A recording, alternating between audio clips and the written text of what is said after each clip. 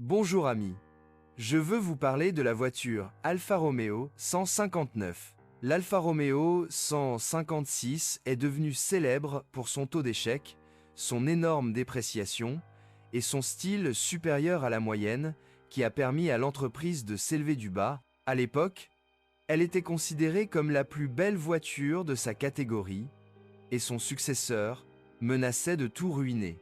Il s'est avéré que le modèle 159 avait été soigneusement préparé et n'a pas gâché la réputation que le 156 avait durement gagnée. De plus, il a amélioré la réputation des échecs. Et pourtant, il n'a pas fait autant de bruit que son prédécesseur. L'un des grands avantages de l'Alfa 159 est son train de roulement.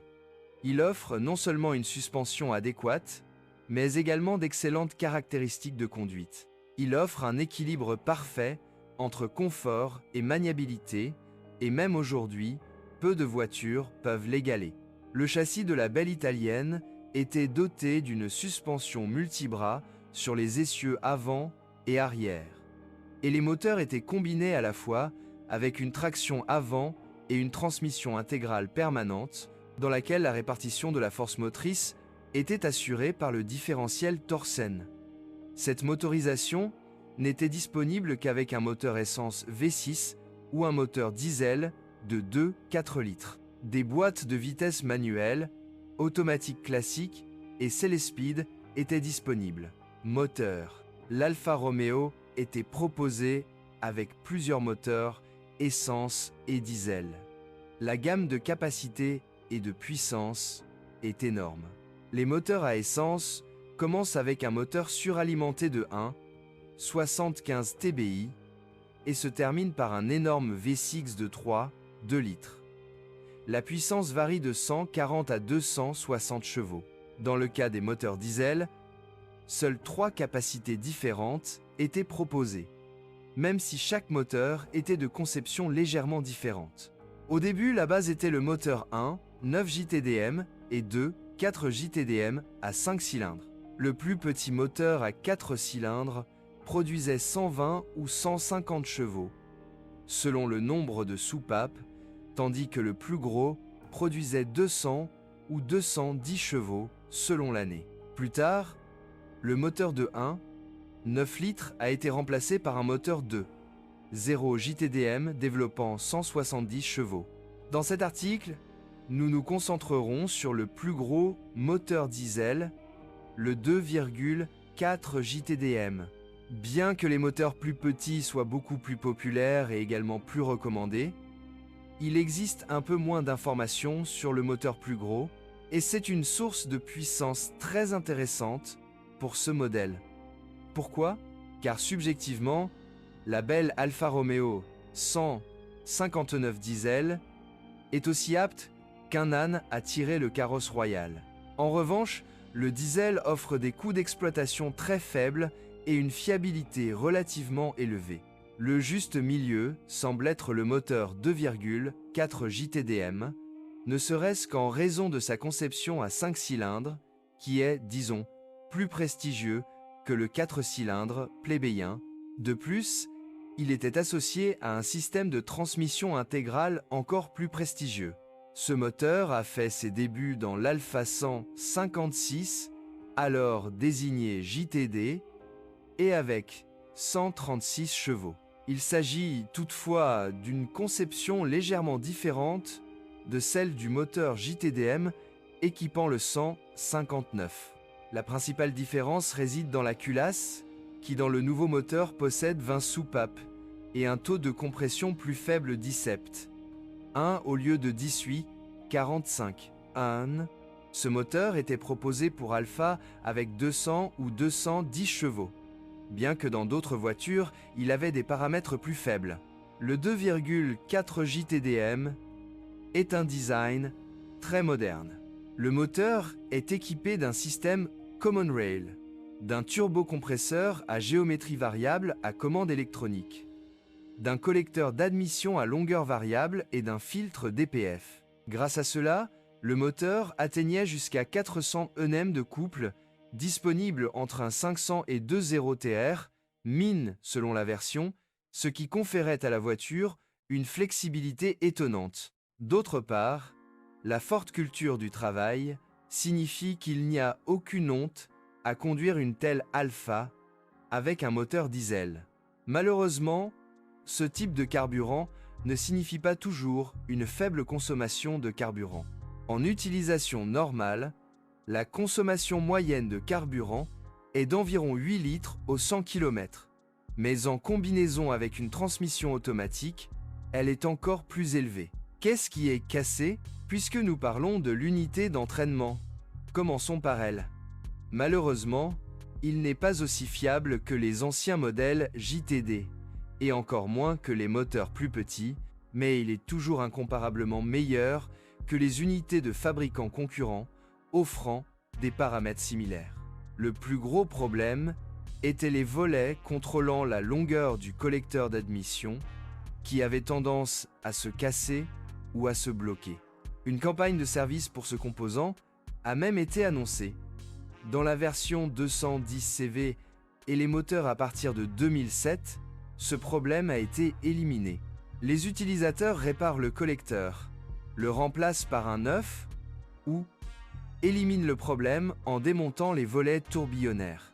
Au niveau du moteur, on retrouve les problèmes typiques du diesel, à savoir la vanne EGR, les injecteurs, uniquement avec un kilométrage élevé, et le volant bimasse, toujours problématique. Les domaines mentionnés ci-dessus, à l'exception de l'EGR, ne sont pas pires que ceux de la concurrence, il n'y a donc pas lieu de s'inquiéter. Le seul problème est que nous avons 5 cylindres, et donc 5 injecteurs ou bougies de préchauffage.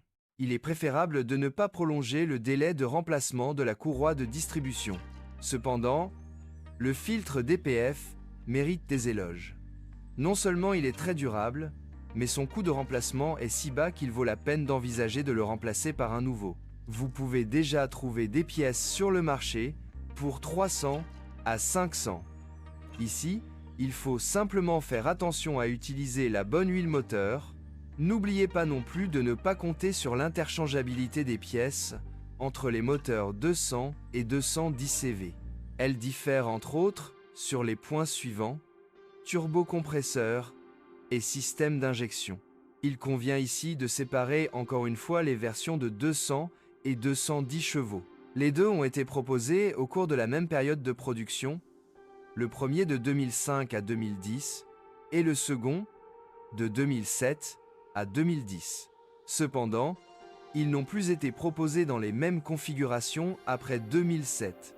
À cette époque, une boîte de vitesse automatique était proposée avec le moteur le plus faible, tandis qu'avec l'unité plus puissante, il était possible de commander une transmission intégrale, version Q4.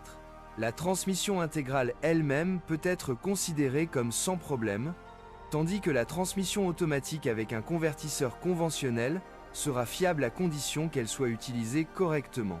Des réserves plus sérieuses peuvent être émises à l'égard des transmissions manuelles, qui ne sont pas aussi durables qu'on pourrait le croire, et dont le mécanisme travaille assez dur. Heureusement, c'est le plus souvent le mécanisme de changement de vitesse qui est à l'origine des problèmes. Un autre problème est le volant bimasse, qui augmente les coûts d'entretien. Il est difficile de trouver autant de défauts à l'Alfa Romeo 159 qu'à l'ancienne 156, mais il faut savoir que Fiat a annoncé de nombreuses campagnes de service, même si la plupart d'entre elles concernent des problèmes mineurs. On ne peut certainement pas se plaindre de la durabilité de la carrosserie, et l'intérieur résiste également aux rigueurs de l'utilisation. Il y a quelques problèmes électriques, mais rien de grave. La suspension est nettement plus durable que celle du 156. Il s'agit d'un revirement complet, car à cet égard, l'Alfa ne se distingue pas des voitures allemandes. Le seul inconvénient sérieux du châssis est le système de direction assistée. Les pompes fuient et les boîtiers de direction se corrodent. C'est probablement le point le plus sensible de l'Alfa Romeo 159, car toutes les pièces ne sont pas disponibles en remplacement, et il y a quelques années, il y avait un problème même avec l'achat d'un roulement de roue avant. Fiat s'enlave souvent les mains et n'aide pas les utilisateurs, mais heureusement un très grand nombre de pièces sont interchangeables avec d'autres modèles du groupe. Cependant, vous ne pouvez pas compter sur de faibles coûts d'exploitation d'une voiture avec un moteur 2-4 JTDM, par exemple en raison de taux d'assurance plus élevés ou d'une consommation de carburant relativement élevée. De plus, un volant bimasse coûte plus de 450 €. Et c'est une dépense importante si l'on ajoute le prix de l'embrayage, du cylindre récepteur central et de la main-d'œuvre. Les triangles de suspension ne sont pas non plus bon marché. Les triangles inférieurs et supérieurs sont remplacés dans leur intégralité. Un ensemble complet pour une roue coûtera au moins 240 € pour des pièces de bonne qualité. Les pannes ne sont pas un problème avec cette voiture. Il n'y a pas grand-chose qui justifie l'achat d'une Alfa Romeo 159. La seule bonne raison est son apparence. Et beaucoup de gens l'achètent pour cette même raison. Un autre bon argument est le châssis fantastique, le bon moteur diesel ou le prix inférieur à celui des concurrents.